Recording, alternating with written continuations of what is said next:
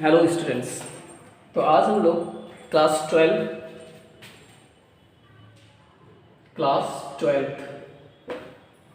12 के बायोलॉजी का first chapter देखेंगे। किसका? बायोलॉजी का फर्स्ट चैप्टर की अगर हम लोग बात करते हैं तो फर्स्ट चैप्टर हमारा क्या है? जीवों में जन्म। जीवों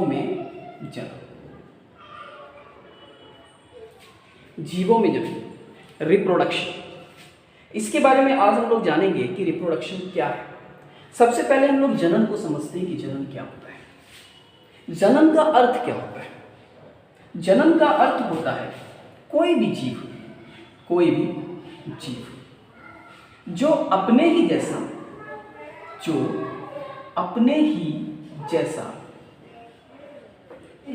समान जीव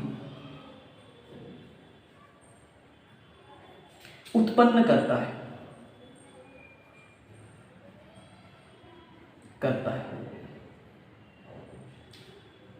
उसे हम क्या कहते हैं? जन्म कहते हैं। कहने का अर्थ है कि जीव जो अपने ही जैसा समान जीव उत्पन्न करता है। इसका मतलब है, देखो इसका सिंपल सा अर्थ है, जैसे अगर हम किसी कुत्ते की बात करते हैं तो कुत्ता जब भी संतति की उत्पत्ति करेगा तो वो अपने ही जैसा, मतलब कुत्ते की ही उत्पत्ति करेगा। एक कुत्ता कुत्ते के बच्चे को ही जन्म दे सकता है, वो बकरी के बच्चे को जन्म नहीं दे सकता है। या अगर किसी बकरी की बात करते हैं तो एक बकरी के बच्चे को ही जन्म देगी, कुत्ते के बच्चे को तो जन्म देगी नहीं। तो इस वजह से हम यहाँ पर कह सकते हैं कि जन्म क्या है? जन्म एक प्रोसेस है, एक प्रक्रिया है जिसमें जीव जंतु समान, मतलब अपनी ही तरह एक नए जीव की उत्पत्ति करते हैं। उसे हम क्या कहते हैं? जन्म कहते हैं। समझ में आ गई बात? कोई दिक्कत? तो ये जन्म की क्या है? परिभाषा, जन्म की परिभाषा है। अब देखो, अगर हम जन्म की बात करते हैं, जीवों में जन्म की बात करते हैं, तो एक बात आपको ध्यान देना है कि जीवों में अगर जन्म होता है तो जन्म के बाद दूसरा प्रोसेस क्या आ जाता है? मृत्यु आ जाता है। क्या आ जाता है? मृत्यु हो जाता है। इसका मतलब है कि अगर कोई जीव जन्म लिया है तो उसकी मृत्यु भी निश्चित है। अगर किसी जीव ने जन्म लिया है तो उसकी मृत्यु भी निश्चित है। लेकिन इस मृत्यु की काल अवधि अलग अलग होती है।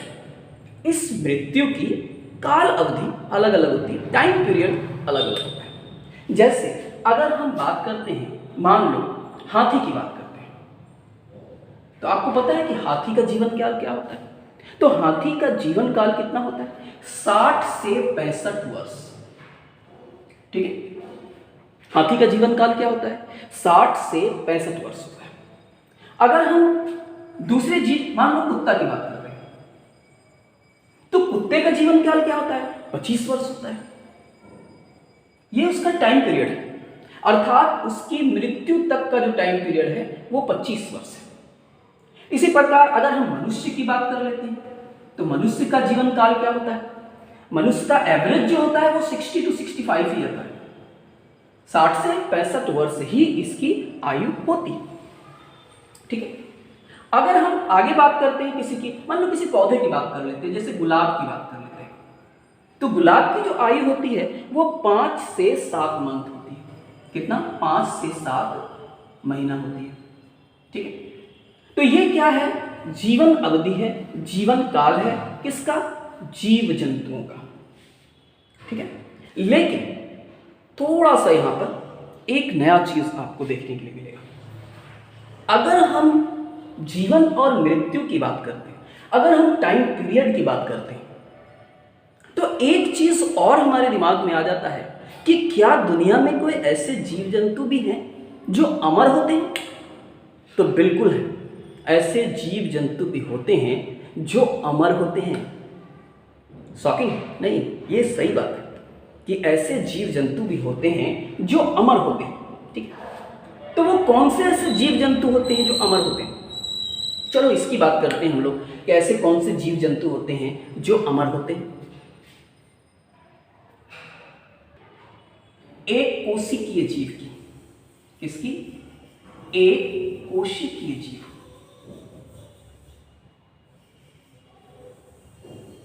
जी हाँ, एक कोशिकीय जीव की बात करते हैं। तो ये एक कोशिकीय जीव क्या होते हैं भैया? ये अमर होते हैं।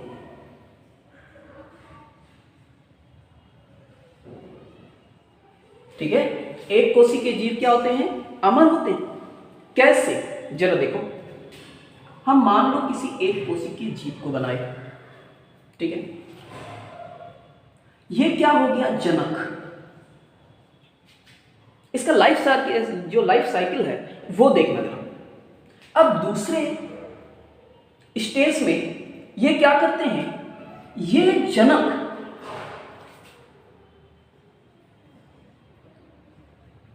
देखो, ये जनक दो भागों में खंडित होने की कोशिश कर रहा है। तीसरे स्टेज में थोड़ा सा और ये खंडन की ओर आगे बढ़ेगा। चौथे स्टेज में आप देखिए जरा, तो चौथे स्टेज में हम क्या देख रहे हैं?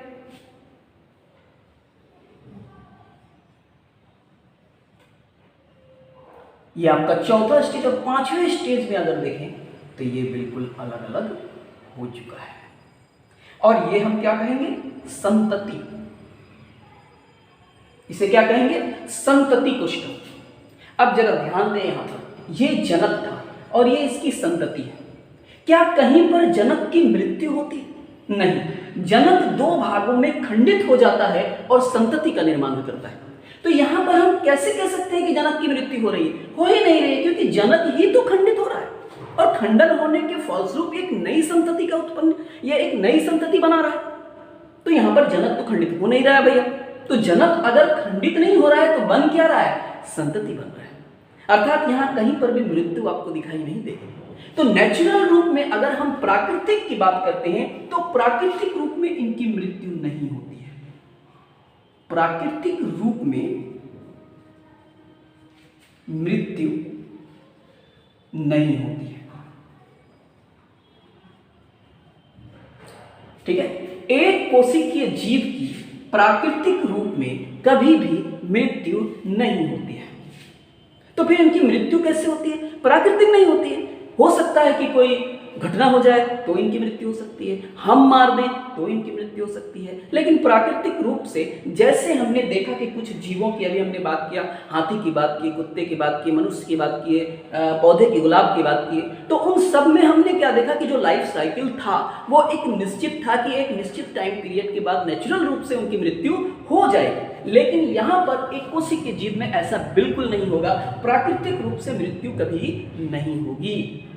ठीक है, आगे बढ़ते हैं। इसमें एक स्टेप और हम देखेंगे कि एक कोशिकीय जीव में जो हमने देखा, क्या देखा कि जनक से ही विभाजित होकर संतति कोशिकाओं का निर्माण हुआ।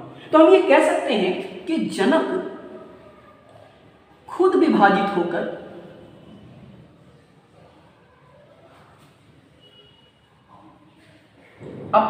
खुद विभाजित होकर संतति कोशिका का निर्माण करता है।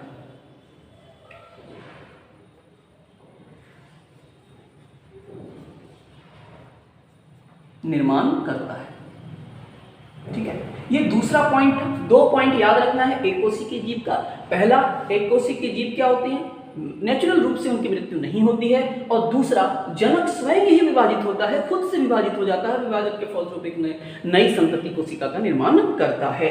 तो ये क्या था? एक कोशिकीय। अभी हम लोग क्या है, जनन की थोड़ा सा हम लोग जन्म के बारे में जान रहे हैं। ठीक है, कि जनन क्या है, किन जीवों में, कौन से किस प्रकार के जीवों में किस प्रकार की जनन प्रक्रिया होती है, वो थोड़ा सा हम लोग देख रहे हैं। इंट्रो क्लास है, ये फर्स्ट क्लास है, तो इंट्रो क्लास है। ठीक है, और जैसे जैसे आप लोग सब्सक्राइबर जैसे जैसे बढ़ेगा, आप लोग लाइक करेंगे, आप लोग कमेंट करेंगे, आपको अगर मेरी वीडियो अच्छी लगेगी तो बिल्कुल आप निसंदेह में हर एक सब्जेक्ट का वीडियो उतनी ही क्लीन, उतनी ही स्वच्छता से बनाऊंगा।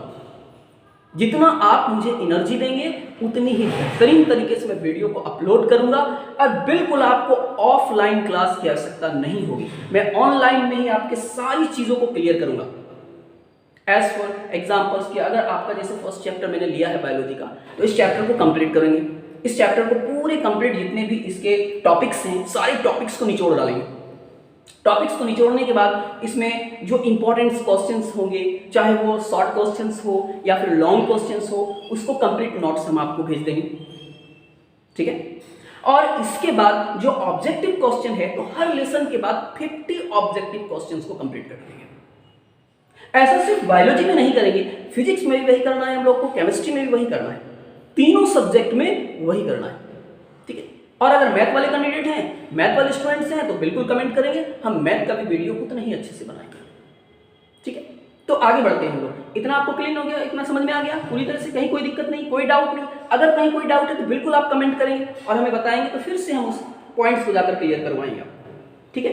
आगे बढ़ते हैं।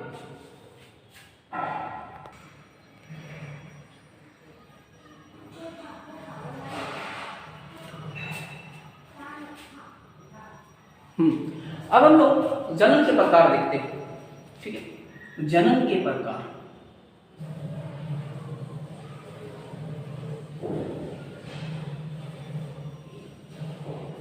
ठीक है।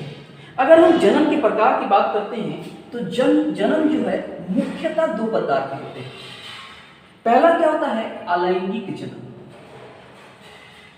क्या होता है? अलैंगिक जनन।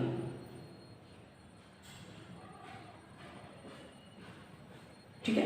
और दूसरा होता है लैंगिक जनन।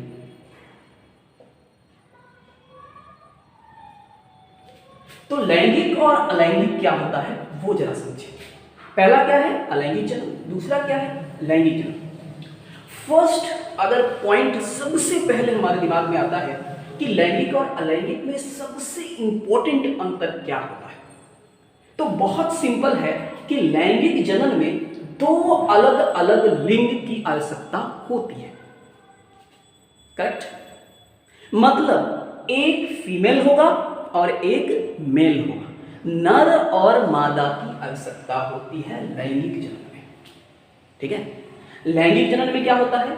दो अलग अलग लिंग की आवश्यकता होती है। पहला पॉइंट हमारे दिमाग में आता है कि दो अलग अलग लिंग की आवश्यकता होती है।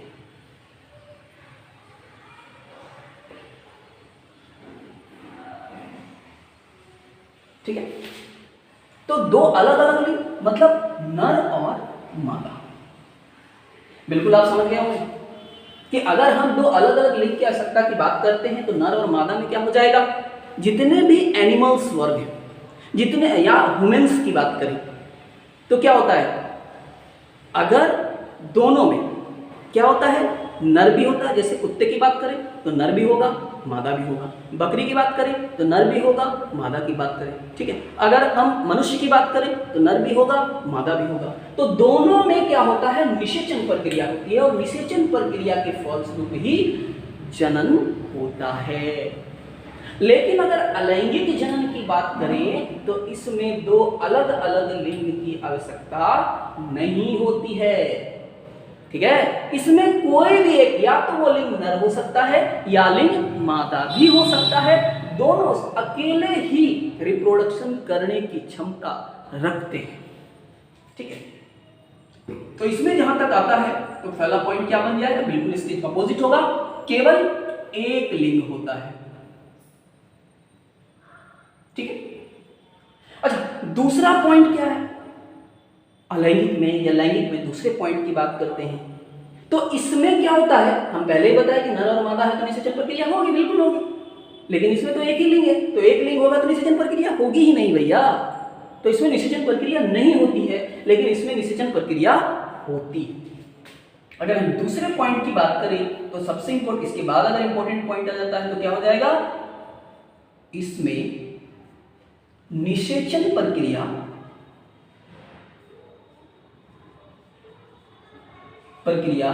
होती है और इसमें निषेचन प्रक्रिया नहीं होगी। ठीक है, करेक्ट। इसमें निषेचन प्रक्रिया नहीं होती है। करेक्ट है। आगे बढ़ते हैं। अगर निषेचन प्रक्रिया के द्वारा दो अलग अलग लिंग जनन किसी अपने जैसे समान जीव की उत्पत्ति करते हैं तो समान जीव का तात्पर्य यहाँ पर यह है कि जीव तो वही होगा, हम बताए अभी कि कुत्ते का बच्चा कुत्ता ही होगा, बकरी का बच्चा बकरी ही होगा, लेकिन अगर मनुष्य का बच्चा मनुष्य ही होगा, तो क्या मनुष्य का बच्चे की, अगर ये सिंपल है, ये चीज़ आप रोज अपने घरों में देखते हैं, अपने आस पड़ोस में, अपने समाज में देखते हैं कि अगर किसी के घर में कोई बच्चा जन्म लेता है तो क्या बच्चा बिल्कुल अपनी माँ की तरह होता है या अपने पिता की तरह होता है? ना भैया, बिल्कुल नहीं। ना तो वो पूरी तरह कंप्लीटली अपने पिता की तरह होगा और ना ही कंप्लीटली अपनी माँ की तरह होगा।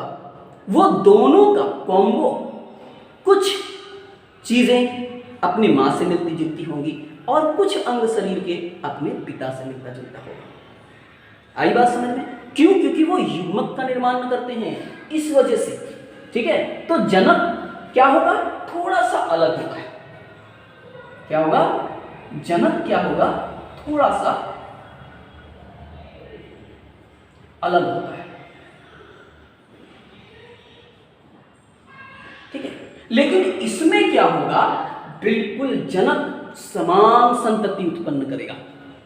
इसके जो संतान होंगे अलैंगिक जनन में, जिसके भी संतान की उत्पत्ति, जिस भी संतान की उत्पत्ति होगी, वो बिल्कुल भी सेम टू सेम उसी प्रोसेस, मतलब उसी प्रकार के होंगे।